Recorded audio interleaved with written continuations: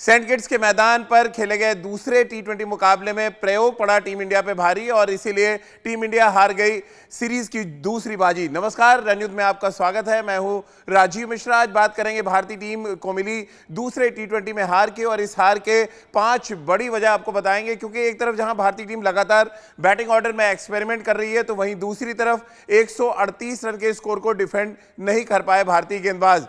भारतीय टीम की इस हार का पूरा विश्लेषण करेंगे, साथ ही लगातार बैटिंग ऑर्डर में चल रहे प्रयोग पर बात करेंगे, क्योंकि एक बार फिर सूर्य कुमार यादव से पारी की शुरुआत कराई गई। नतीजा ये कि ना तो ओपनर चले ना ही मिडिल ऑर्डर चला और नतीजा 138 रन पर पूरी भारतीय पारी सिमट गई। 20 ओवर का पूरा कोटा भी भारतीय टीम नहीं खेल पाई, जो अपने आप में एक चिंता का सबब है। वेस्टइंडीज ने मुकाबला 5 विकेट से जीता और इस जीत के साथ अब सीरीज में वेस्टइंडीज और 1-1 की बराबरी पर आ चुकी है। क्लिंट मैकॉय ने बहुत शानदार गेंदबाजी की, अपने करियर बेस्ट गेंदबाजी करते हुए उन्होंने 6 भारतीय बल्लेबाजों को आउट किया और उनकी गेंदबाजी की वजह से भारतीय पारी पूरी तरह से चरमराती नजर आई सेंट किट्स के मैदान पर। सबसे पहले 2 तस्वीरें आपको दिखाते हैं इस सीरीज की।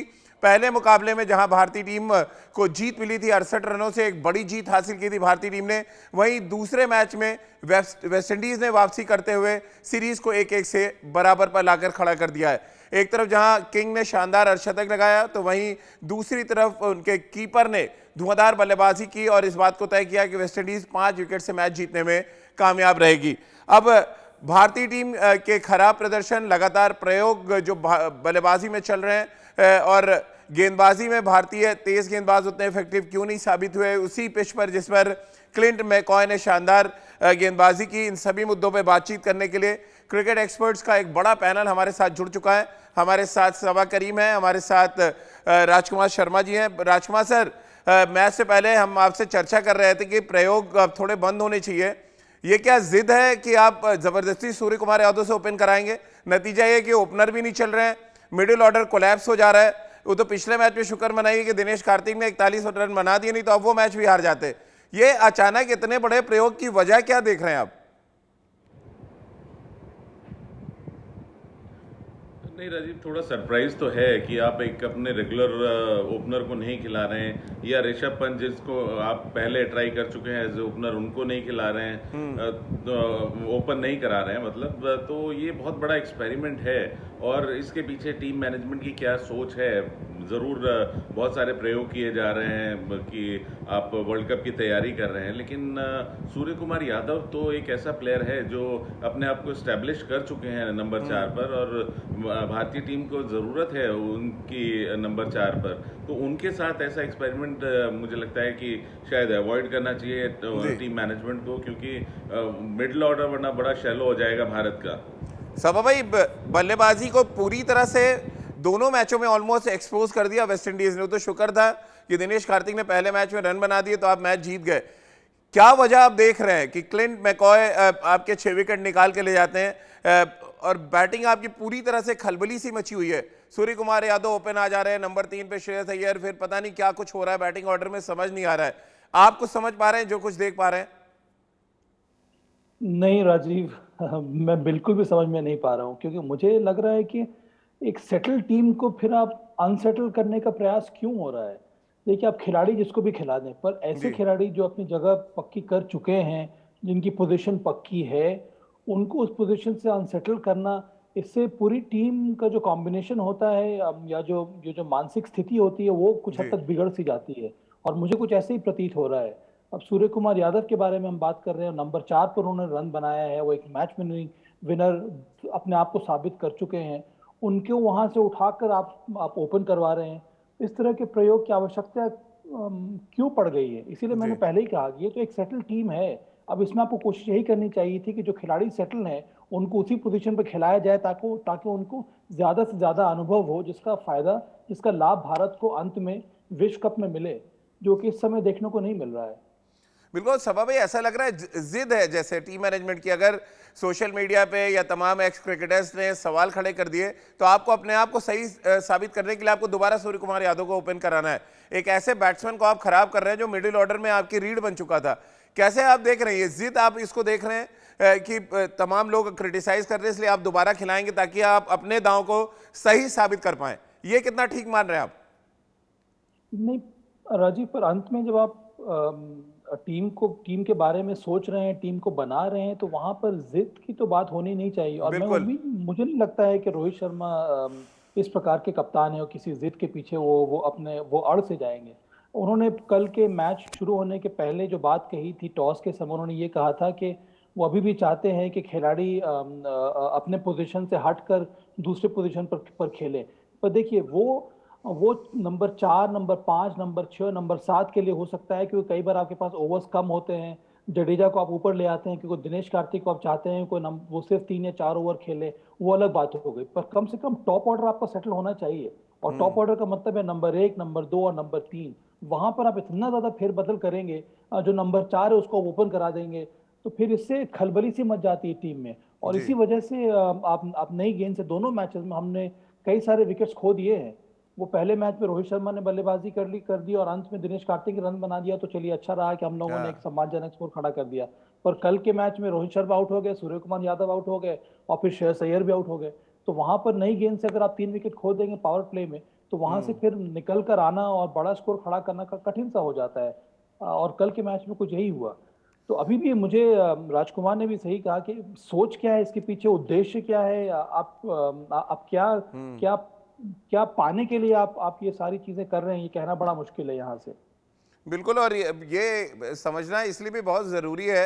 रितेंद्र सोढी भी हमारे साथ इस चर्चा में शामिल हो रहे हैं। अब रितेंद्र, ये समझना पड़ेगा क्योंकि 2019 में हमने नंबर 4 पे एक्सपेरिमेंट किया, वर्ल्ड कप हमारे हाथ से निकल गया।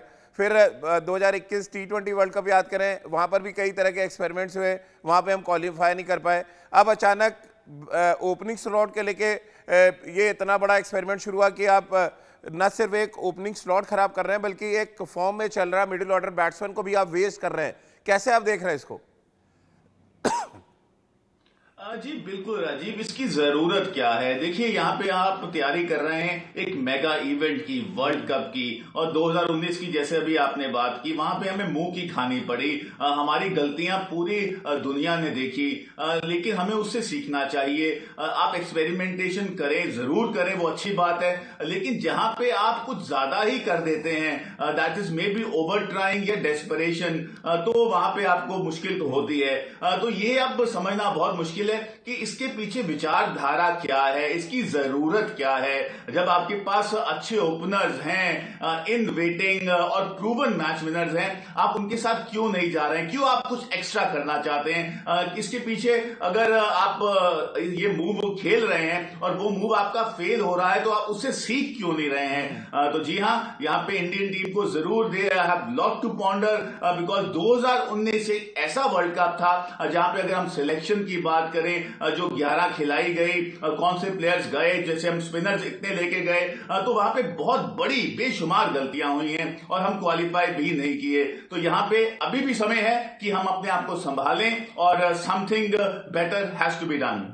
बिल्कुल। और जब ओपोनेंट अच्छा खेल के आपको हराता है मैदान पर, तब शायद उतना बुरा नहीं लगता। जब आप अपनी गलतियों से मैच हारते हैं तो शायद ज़्यादा बुरा लगता है। एक बार जरा आंकड़ों के जरिए आपको मैच का डिटेल बताते हैं, उसके बाद पारस मामरे की प्रेस कॉन्फ्रेंस में भी आपको लेके चलेंगे, क्योंकि प्रयोग जिस तरह से हुए भारतीय टीम के साथ वो किसी के गले के नीचे नहीं उतर रहा है। लगातार भारतीय टीम बैटिंग ऑर्डर में एक्सपेरिमेंट कर रही है इस वेस्ट इंडीज़ दौरे पे, और ये एक्सपेरिमेंट एक ऐसे बैट्समैन के साथ हो रहा है जो नंबर 4 पे अच्छा कर रहा है। उस पर आगे बातचीत करेंगे, लेकिन उससे पहले आपको एक बार डिटेल बता दें। दूसरे T20 मुकाबले में भारतीय टीम को 5 विकेट से वेस्ट इंडीज़ ने हराया। 138 रनों का टारगेट था जो बहुत आसानी से वेस्ट इंडीज़ ने पा लिया। उसके बाद वेस्ट इंडीज़ की अगर हम बात करें, ओबेड मैकॉय ने शानदार गेंदबाजी की, 6 विकेट उन्होंने हासिल किए और लेफ्ट आर्म सीमर्स के अगेंस्ट एक बार फिर पुरानी कमजोरी हमारे सामने आ गई। और कुल मिलाकर अगर हम बात करें तो वेस्ट इंडीज़ ने इस मैच में कम से कम भारतीय टीम को सबक सा सिखाया है कि आप अपने आप को बहुत ज़्यादा बड़ा न समझें। मैदान पर अंत में आपको सब बराबरी पर लाकर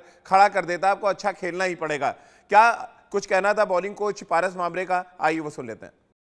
ये अक्सर हम सुनते हैं भारतीय टीम मैनेजमेंट की तरफ से कि हमारा अपना एक थॉट प्रोसेस है, और इस बाहर वाले क्या सोचते हैं इस थॉट प्रोसेस के बारे में वो हमें समझने की ज़रूरत नहीं, लेकिन समझाने की ज़रूरत तो है। ये बात तो मानना पड़ेगा रितेंद्र कि आपको समझाना पड़ेगा कि आप सूर्य कुमार यादव से ओपन क्यों करा रहे हैं, एक बैट्समैन को क्यों खराब कर रहे हैं, एक ओपनिंग स्लॉट को आप क्यों खराब कर रहे हैं। ये बात तो आपको क्रिकेट फैंस को बतानी पड़ेगी। आप ये कह के नहीं निकल सकते कि बाहर वालों का हमें थॉट्स प्रोसेस समझाने की ज़रूरत नहीं है। देखिए राजीव, यहाँ पे तो मैं यही कहना चाहूंगा, अगर आप थॉट प्रोसेस की बात कर रहे हैं तो अगर अगर हम बोल रहे हैं, अगर साबा भाई, राजकुमार जी, राजीव, आप, अगर तमाम भारतीय जनता, उनका भी थॉट प्रोसेस यही है कि भारतीय टीम किसी तरह वर्ल्ड कप में अच्छा करे, वर्ल्ड कप घर लेके आए, जीते। तो यहाँ पे मुझे लगता है अगर पारस ऐसा बोल रहे हैं, देखिए हम आपके जो थॉट प्रोसेस है बिल्कुल वो आपका काम है, उसकी इज्जत करते हैं, लेकिन एक कार्डिनल प्रिंसिपल की बात करें तो वहां पे देखिए कुछ गलतियां ऐसी हैं जो दिखती हैं। नॉर्मल लेमैन भी ये कह सकता है कि सूर्य कुमार यादव 4 पे अच्छा है, 4 पे वो प्रूवन मैच विनर है, उनसे उनके साथ छेड़छाड़ मत कीजिए, और अगर छेड़छाड़ आप करते हैं एक बार, दोबारा मत कीजिए अगर आप वहां पे चूकते हैं। तो यहाँ पे जरूर थोड़ा सा थॉट प्रोसेस जरूर बदलना होगा भारतीय टीम मैनेजमेंट को, because it is for the benefit of Indian team that everybody is thinking कि सूर्य कुमार यादव मिडिल ऑर्डर में अच्छे हैं। तो मुझे पूरा भरोसा है कि बहुत जल्दी ये गलती सुधारी जाएगी। सबा भाई, लेकिन थॉट प्रोसेस की बात कर रहे हैं टीम मैनेजमेंट और पारस मामरे, थॉट प्रोसेस तो इस बात को लेकर ज्यादा होना चाहिए कि लेफ्ट आर्म सीमर पे आप आउट हो रहे हैं, बनस्बत इसके कि आप ओपनर बदल दें, मिडिल ऑर्डर बदल दें। अभी टॉपले और विली ने आपको इंग्लैंड में परेशान किया, आप क्लिंट मैकॉय आते हैं, वो आपके अगेंस्ट 6 विकेट ले जाते हैं। यहाँ पर क्यों नहीं थॉट प्रोसेस काम कर रहा है? सही कहा राजीव के यहाँ पर सोच तो यही होनी चाहिए कि जो बहुत मेजर थ्रेट है लेफ्ट आर्म सीम बॉलर, और ये भारतीय बल्लेबाजों के साथ हर फॉर्मेट में देखने को मिला है, व्हाइट बॉल में भी, रेड बॉल में भी। उसके सामने हमारी क्या तैयारी है, उसके बारे में हम क्या सोच रहे हैं, क्या हम समझ पा रहे हैं कि लेफ्ट आर्म सीमर आपको किस तरह से आउट करने का प्रयास कर रहा है, राउंड द स्टंप बॉलिंग करके आपको आउट कर रहा है, ओवर द स्टंप बॉलिंग करके आउट कर रहा है, क्या बॉल वो अंदर लाकर आपको आउट कर रहा है, या बॉल को बाहर निकाल कर आउट कर रहा है, या फिर वेरिएशन आउट कर रहा है। तो इन सब चीज़ों पर आपको ध्यान देने की आवश्यकता है, पर वो आप तब कर पाएंगे अगर आपके पास एक सेटल्ड बैटिंग पोजीशन हो, विशेष करके टॉप ऑर्डर बल्लेबाजी में। वो देखने को मिल नहीं रही है। मैं अभी भी मानता हूँ राजीव के नंबर 1, नंबर 2, नंबर 3 में आप थोड़ा बहुत ऊपर नीचे कर सकते हैं। जिस तरह से आपको याद होगा कि विराट कोहली कभी ओपन करने चले गए, कभी वो नंबर 3 पर आ रहे हैं खेलने के लिए। अंतर्राष्ट्रीय क्रिकेट में भी कई ऐसे नंबर 3 के प्लेयर हैं जो ओपन कर सकते हैं। T20 क्रिकेट में ऐसा हो सकता है, पर नंबर 4 नंबर 5 के खिलाड़ी को आप ओपन करा रहे हैं, या फिर कोई कभी किसी और का ओपन करा दे रहे हैं।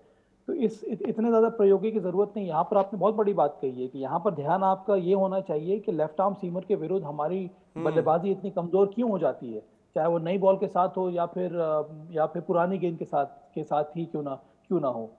चलिए, तो थॉट प्रोसेस एक नया वर्ड है इन दिनों इंडियन क्रिकेट में। अब राजकुमार सर, ये थॉट प्रोसेस तो मैं आपसे भी समझना चाहूंगा as a coach, left arm seamers के अगेंस्ट क्या हो जाता है? क्योंकि अब थॉट प्रोसेस की बहुत बात होती है इंडियन क्रिकेट में, एक थॉट प्रोसेस चल रहा है। हम वर्ल्ड कप की तैयारियों के लिहाज से एक्सपेरिमेंट कर रहे हैं, बट क्या वर्ल्ड कप के लिए आप तैयार हैं? लेफ्ट आर्म सीमर तो बहुत ढेर सारे मिलेंगे वहां खेलने के लिए आपको। नहीं, थोड़ी देखिए परेशानी का सबब तो है लेफ्ट आर्म सीमर्स भारत के लिए। परेशानी का नहीं है सर, गिनती मैं आपको गिनती गिना सकता हूँ। 2019 ट्रेंट बोल्ट ने हरा दिया, 2021 शाहिन शाह अफरीदी ने हरा दिया। अब क्या 2022 में हम फिर तैयार हो रहे हैं किसी लेफ्ट आर्म सीमर के अगेंस्ट घुटने टेकने के लिए, और एक और वर्ल्ड कप हाथ से जाएगा? ये बड़ा सवाल है। नहीं, बिल्कुल है राजीव, इसकी प्रिपरेशन करने की ज़रूरत है भारत को, और ज़रूरत है कि भारतीय टीम में 1-2 अच्छे लेफ्ट आर्म सीमर्स हों या प्रैक्टिस बॉलर्स हों जिस पे आप तैयारी कर सकें। कल की गेंदबाजी में मैं ये कहना चाहूँगा कि लेफ्ट आर्म मीडियम पेसर ज़रूर थे, लेकिन उन्हें बहुत हेल्प मिला विकेट से, तो वो भी एक बहुत इंपॉर्टेंट पार्ट था कि बहुत अच्छा बाउंस मिला। अगर आप देखें मैकॉय को, तो उन्होंने वहाँ पर बहुत शानदार गेंदबाजी की, और इसीलिए शायद भारत ने इतना स्ट्रगल किया। तो ज़रूरत है कि Bharat left arm medium pacers के अगेंस्ट अच्छा प्रदर्शन करे, अच्छी प्रिपरेशन करे, और प्रिपरेशन के लिए आपको अच्छे गेंदबाज खेलने होंगे। तो ये इम्पॉर्टेंट है और बहुत ज़रूरी है, क्योंकि लगातार हम लेफ्ट आर्म मीडियम पेसर्स के अगेंस्ट फेल हो रहे हैं, भले वो रेड बॉल है या वाइट बॉल है। तो बहुत ज़रूरी है कि बॉलिंग कोच और भारतीय टीम मैनेजमेंट इस ओर ध्यान दे। सबा भाई, मेरा थॉट प्रोसेस तो कुछ अलग ही कह रहा है। अब थॉट प्रोसेस पे ही आज मैं पूरा शो करने वाला हूँ, क्योंकि थॉट प्रोसेस को लेके इतना कवर अप किया जाता है टीम इंडिया में। इस थॉट प्रोसेस को या तो हटा देगी टीम इंडिया, या तो हम लगातार अब थॉट प्रोसेस पे बात करेंगे। 2019 वर्ल्ड कप हार जाते हैं ट्रेंट बोल्ट, क्योंकि बॉल को स्विंग करा देते हैं। 2000 फिर हम हारते हैं, शाहिन शाह अफरीदी एक स्पेल डालते हैं, 2 बॉल अंदर आती है, आपका वर्ल्ड कप खत्म हो जाता है। इंग्लैंड में आप इसलिए एक मैच हार जाते हैं क्योंकि डेविड विली और टॉपली अच्छी गेंदबाजी कर जाते हैं। अब क्लिंट मैकॉय आते हैं, अब राजकुमार सर जिस तरह कह रहे हैं कि पिच में मदद थी इसलिए वो 6 विकेट ले गए, तो क्या सीमेंट विकेट पे अब लेफ्ट आर्म सीमर्स के अगेंस्ट हमें खेलना चाहिए? ये थॉट प्रोसेस होगा टीम इंडिया का? देखिए राजीव, विकेट जैसा भी हो, कंडीशंस जितनी भी कठिन हो, आपको बल्लेबाजी तो करनी है, आपको रन्स तो बनाने हैं, आपको मैच तो जीतना होगा। और इसीलिए बहुत जरूरी है कि आप उस प्रकार की तैयारी करके आएँ। तो अभी भी ऐसा महसूस हो रहा है मुझे कि लेफ्ट आर्म, अच्छी क्वालिटी लेफ्ट आर्म सीमर्स के विरुद्ध विकेट जैसा भी हो, हम कई बार संघर्ष करते हैं, और जब तक कि हम इस इशू को हम एड्रेस नहीं करेंगे, हम आगे सीखने वाले नहीं हैं। और ये इस समय ऐसा नजर आ रहा है भारतीय टॉप ऑर्डर में कि नई बॉल के विरुद्ध हम बहुत जल्दी 2-3 विकेट गवा देते हैं, वो भी बड़े बड़े इवेंट्स में, जिसके वजह से वो आईसीसी इवेंट हम जीत नहीं पा रहे हैं। तो आपने बहुत बड़ी बात उठाई है, बहुत सही बात उठाई है कि चाहे वो शाहीन शाह अफरीदी हो, या फिर ट्रेंट बोल्ट हो, या फिर रीस टॉपली हो, या मिचेल स्टार्क हो, इस तरह के पेस बॉलर्स आपको मिलेंगे अंतर्राष्ट्रीय स्तर पर और विश्व कप में। तो उसके लिए आपको तैयारी करनी होगी। वहां पर ऐसे विकेट भी मिलेंगे जहां पर असिस्ट करेंगे लेफ्ट आर्म सीम बॉलिंग को, तो वहां पर आपकी बल्लेबाजी कैसी होनी चाहिए। तो इन सब बातों पर जरूर चर्चा होनी चाहिए। देखिए, थॉट प्रोसेस तो होना जरूरी है, पर मैं ये पूछना चाह रहा हूँ कि थॉट प्रोसेस है क्या, आप क्या सोच रहे हैं? एग्जैक्टली, ये हम सब समझना चाह रहे हैं। थॉट तो सभी की रहती है। थॉट तो यहाँ पे सोडी की भी है कि वो हर दिन प्रोग्राम करेंगे तो अपने कमरे से करेंगे, पर उसमें कुछ ना कुछ उनकी सोच जिसके बारे में वो बताते हैं हमें। उसी तरह से मुझे लगता है कि ये सोच आपकी होनी चाहिए, पर सोच के पीछे कारण क्या है, ये भी मालूम होना चाहिए। रितेंद्र, आपका थॉट प्रोसेस क्या कह रहा है? अब यहाँ से फिर एक और बैटिंग ऑर्डर में आप देख रहे हैं बदलाव। अब क्या आर अश्विन को भी थॉट प्रोसेस का हिस्सा बनाया गया? 4 में 40 दे चुके हैं वो, पिछले मैच में फंसे हुए मैच में इतनी पिटाई। अब ये किस तरह का थॉट प्रोसेस है? अश्विन को ले आया सीधे अगले वर्ल्ड कप, पिछले वर्ल्ड कप से अगले वर्ल्ड कप में, बीच में कोई मैच नहीं है, ये भी एक अलग तरीके का थॉट प्रोसेस है। राजीव, थॉट प्रोसेस वो होता है जहां पे सही थॉट हो, लेकिन अगर वो थॉट ठीक नहीं है या उसका क्रिटिसिज्म हो रहा है तो आपको अपनी विचारधारा में तब्दीली लानी होती है। तो यहाँ पे भारतीय टीम मैनेजमेंट को समझना होगा। देखिए, पारस भामरे जैसे कह रहे हैं, अब बिल्कुल सही कह रहे हैं, आप थॉट प्रोसेस के बीच में से निकल रहे हैं, लेकिन वो थॉट प्रोसेस आपको कहां लेके जा रहा है? आपने बिल्कुल सही मुद्दा उठाया, ट्रेंट बोल्ट, शाहीन शाह अफरीदी, जहां पे बॉल थोड़ा हिलता है, हमने स्ट्रगल किया है, हमारे बड़े दिग्गज आउट हो जाते हैं। आप वरुण चक्रवर्ती को वर्ल्ड कप पे प्रेशर मैच में अब बॉल करवा रहे हैं, खिला रहे हैं, एक्सपीरियंस वहां नहीं है, इतने स्पिनर्स लेके जा रहे हैं। आर अश्विन आपके फिर स्कीम ऑफ थिंग्स में आ गया, क्या वो वर्ल्ड कप के हिस्सेदार होंगे? तो यहां पे बहुत सी चीजें हैं। तो आप कार्डिनल प्रिंसिपल अगर हम बात करें, you have to play your best. यहां पे आपकी तैयारी अब मुकम्मल होनी चाहिए। आपको पता है आपकी 11 क्या है, लेकिन अभी भी सूर्य कुमार यादव ओपन कर रहे हैं, अश्विन को आप मौका दे रहे हैं, तो हम जा कहां रहे हैं? तो I am sure thought process is good, but where this thought is taking वो बहुत इंपॉर्टेंट है। तो बिल्कुल आप सही कह रहे हैं, इस थॉट प्रोसेस को बदलना होगा। राजकुमार सर, आपके थॉट प्रोसेस में क्या अश्विन है वर्ल्ड कप के दावेदारी में? क्योंकि पारस भामरे, राहुल द्रविड़ और रोहित शर्मा की थॉट प्रोसेस को समझने के लिए शायद हमें हारने तक का इंतजार करना पड़ेगा, एक आध मैच और हारे शायद, तब हमें पता चलेगा कि थॉट प्रोसेस एक्चुअली क्या चल रहा है। अश्विन को लेके आपका थॉट प्रोसेस क्या कहता है? और दूसरा, बैटिंग ऑर्डर में क्या एक और थॉट प्रोसेस के तहत कुछ और बड़ा एक्सपेरिमेंट आप देखने वाले हैं आने वाले कुछ मैचेस में? देखिए राजीव, जहाँ तक अश्विन की बात है तो शायद उनको उनके एक्सपीरियंस की वजह से वापस बुलाया गया, क्योंकि एक बड़ा टूर्नामेंट आ रहा है वर्ल्ड कप, और फिर तो आप किसी और को बुला, अनिल कुंबले को भी आप खिला दें एक्सपीरियंस की वजह से। ये कोई बात नहीं हुई, किस फॉर्मेट में कौन सा गेंदबाज फिट बैठ रहा है ये आपको देखना पड़ेगा। एक्सपीरियंस के नाम पे आप कहते हैं हम किसी को भी ला के खिला देंगे, तो गले के नीचे नहीं उतरता ये थॉट प्रोसेस। सीधा आप बताइए, वो T20 खेलने के लायक हैं या नहीं? खत्म हो गई बात यहाँ।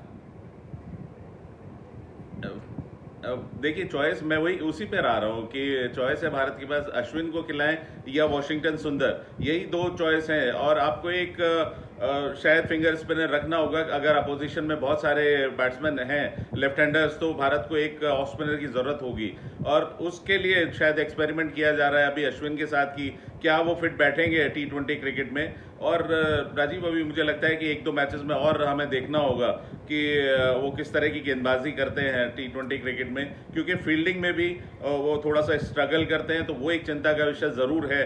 और जहां तक बल्लेबाजी की बात है तो मेरा मानना है कि ये जो एक्सपेरिमेंट किए जा रहे हैं ये शायद बहुत अच्छा नहीं है, क्योंकि इस समय भारतीय टीम एक सेटल्ड यूनिट की तरह खेलनी चाहिए, क्योंकि वर्ल्ड कप बहुत नजदीक है और अब एक्सपेरिमेंट करने का समय शायद निकल चुका है। अभी तक बिल्कुल क्रिस्टल क्लियर होना चाहिए कप्तान को और कोच को कि मेरे क्या 15 होंगे और उसमें से क्या 11 खेलेंगे। सभा भाई, मैं आपसे समझना चाहूंगा इस थॉट प्रोसेस के साथ आप कितने सहमत होते हैं कि लेफ्ट हैंडेड बैट्समैन है तो ऑफ स्पिनर लगवाएंगे, और लेफ्ट हैंडेड बैट्समैन है तो उसके अगेंस्ट आप ऑफ स्पिनर चाहिए, और राइट हैंडेड बैट्समैन है तो फिर उसके अगेंस्ट आप लेफ्ट आर्म स्पिनर चाहिए। अब कल का मैं आपको एग्जांपल दे दूं, जिस तरह अश्विन ने गेंदबाजी की, अचानक राइट हैंडर आया, उसने पिटाई कर दी। कल वहीं पे अकील हुसैन आए, उन्होंने ऋषभ पंत को आउट कर दिया, क्यों? लेफ्ट आर्म स्पिनर है वो। अब ये प्रोसेस मुझे तो बिल्कुल समझ नहीं आता कि left arm spinner left hander के अगेंस्ट गेंदबाजी नहीं कर सकता, या ऑफ स्पिनर है तो वो राइट हैंडर के अगेंस्ट गेंदबाजी नहीं कर सकता। ये किस तरह का थॉट प्रोसेस लेके चल रही है टीम इंडिया? ये सिर्फ टीम इंडिया का ही थॉट प्रोसेस नहीं है राजीव, अंतर्राष्ट्रीय स्तर पर ये मैचअप्स देखे जाते हैं, कौन सा बल्लेबाज कौन से स्पिनर को, किस वैरायटी के स्पिनर के सामने अच्छा खेलता है, किसके अगेंस्ट वो थोड़ा स्ट्रगल करता है, और इसी कारण से इस प्रकार के वेरिएशंस आपको टीम में रखने होते हैं, जो कि भारत भी कर रहा है। पर मैं यहाँ पर सवाल ये उठा रहा हूँ कि अगर आपको आर अश्विन की जगह पर आप रवि बिश्नोई को क्यों नहीं खिला सकते हैं? बिल्कुल, एग्जैक्टली। रवि बिश्नोई भी उनकी भी जो गेंदबाजी है वो राशिद खान की तरह है, बॉल उनकी ज़्यादातर अंदर आती है जो कि लेफ्ट हैंडर के लिए बाहर निकलेगी, और जब और अगर ऐसी बात हो तो फिर आप युजवेंद्र चहल और रविंद्र जडेजा के साथ क्यों खेलते हैं? अब अभी युजवेंद्र चहल 15 में नहीं है, तो उनकी जगह पर आपके पास रवि बिश्नोई एक विकल्प है, जिन्होंने पिछले मैच में अच्छी गेंदबाजी की, वो किफायती भी गेंदबाजी करते हैं और बेहतरीन फील्डर है। तो अगर खिलाने की बात हो रही है और अगर दो स्पिनर को खिलाने की बात हो रही है तो हम रवि बिश्नोई को क्यों नहीं खिला सकते हैं? तो ये सारी बातें सोचने की हैं। पर सोडी ने भी सही बात उठाई है कि यहाँ पर, राजकुमार ने सही बात कही है, यहाँ पर भारतीय टीम की सोच ये है कि आपके पास कम से कम एक स्पिनर होना चाहिए, एक ऑफ स्पिनर होना चाहिए टीम में, और इस समय चयनकर्ता आर अश्विन को प्रेफर कर रहे हैं वॉशिंगटन सुंदर के पहले। चलिए, बहुत बहुत शुक्रिया सभा भाई, आपका थॉट प्रोसेस जो आपने बताया। सर राजकुमार सर, आपका भी थॉट प्रोसेस हमने सुना, और रितेंद्र सोडी का थॉट प्रोसेस हमेशा से अलग होता है सबसे, वो भी हमने सुना। लेकिन अंत में यहाँ पर सिर्फ मामला एक हार या एक जीत का नहीं है। दरअसल जो थॉट प्रोसेस टीम इंडिया का इन दिनों चल रहा है वो सवालों के घेरे में है, और अगर इस सीरीज में भारतीय टीम को दोबारा से वापसी करनी है और इस सीरीज को जीतना है, साथ ही वर्ल्ड कप के लिए एक संकेत देना है कि आपकी तैयारी ठीक चल रही है, तो निश्चित रूप से आपको अपना थॉट प्रोसेस बदलना पड़ेगा। तो चलिए, हमारी इस खास पेशकश में फिलहाल इतना ही।